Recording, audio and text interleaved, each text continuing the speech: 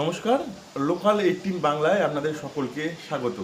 এই মুহূর্তে আমি পেয়ে গিয়েছি রায়দিঘি সিপিআইএম ক্যান্ডিডেট সাম্য গাঙ্গুলিকে। তিনি এবছরই প্রথম বিধানসভা নির্বাচনে লড়ছে, এমন অভিজ্ঞতা সেই সংক্রান্ত সব কিছুই জেনে নেবো তার কাছ থেকে। কি বলবেন মূলত?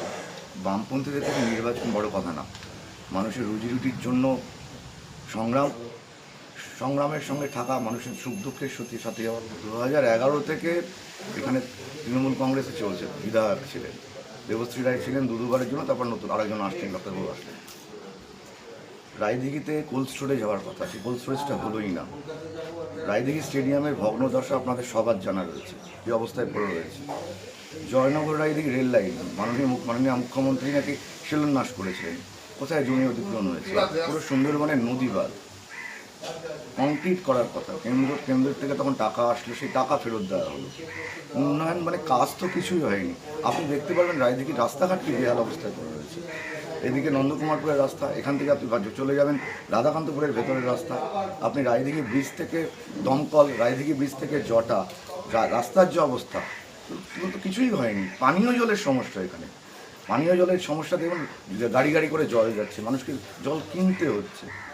এবং 15 বছরের এমএলএ, তার আগের থেকে তাদের এমপি, কী কাজটা হলো, তাদের এমএলএ ল্যাডের টাকা, এমপি ল্যাডের টাকা কোথায় খরচা হলো, সাধারণ মানুষ জানতে চাইছে। তো এগুলো আপনারাও তো প্রচার দেখতে পাচ্ছেন, আপনারাও দেখবেন যে বিরোধী যে দুটো দল আছে, বিজেপি এবং তৃণমূল কংগ্রেস, একটা দল তো ধর্মের নামে ভোট চাইছে, আর একটা দল তাদের কী সব উন্নয়নের কথা বলছে। এই উন্নয়নগুলো যদি হতো, কাজগুলো যদি হতো, তাহলে মানুষকে এই প্রতিনিয়ত দুঃখ যন্ত্রণার মধ্যে থাকতে হতো না। ধর্মের নামে উন্মাদনা তৈরি করা, সাম্প্রদায়িক সম্প্রীতি নষ্ট, এই সারা রাজ্যতে দাঙ্গার পরিস্থিতি সৃষ্টি করা বিজেপি, তারা একবার রায়দিঘির লোকাল কাজের কথা কিছু বলছে, নদীবাঁধের কথা তারা তুলে ধরছে। আমরা বলছি নদীবাঁধ কংক্রিট হওয়া দরকার, আমরা বলছি পানীয় জলের সমস্যার সমাধান হওয়া দরকার। রাস্তাঘাটগুলো খারাপ, আপনি রায়দিঘির স্বাস্থ্য ব্যবস্থা, হাসপাতালগুলো দেখবেন, হেলথ সেন্টারগুলো, এরা কেউ এগুলো কিছু বলছে না। একজন ধর্ম নিয়ে, আর একজন তো দুর্নীতিতে ভরা দল, যা কিছু করবে তাতেই চুরি করবে।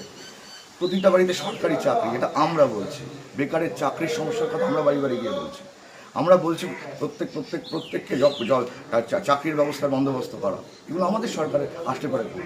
অন্য বিরোধী দলগুলো, অন্য দলগুলো এসব কথা কিচ্ছু বলছে না, এদের এসব কথা নেই। এরা একটা দুর্নীতিগ্রস্ত দল, আর একটা ধর্মের নামে ভোট চাইছে, সাম্প্রদায়িক সম্প্রীতি নষ্ট করছে পশ্চিমবঙ্গে।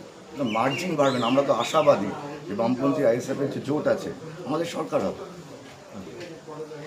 ধন্যবাদ। আপনারা শুনে নিলেন সাম্য গাঙ্গুলি, তিনি ঠিক কী বললেন। দক্ষিণ 24 পরগনা থেকে নবাব মল্লিকের রিপোর্ট, লোকাল 18 বাংলা।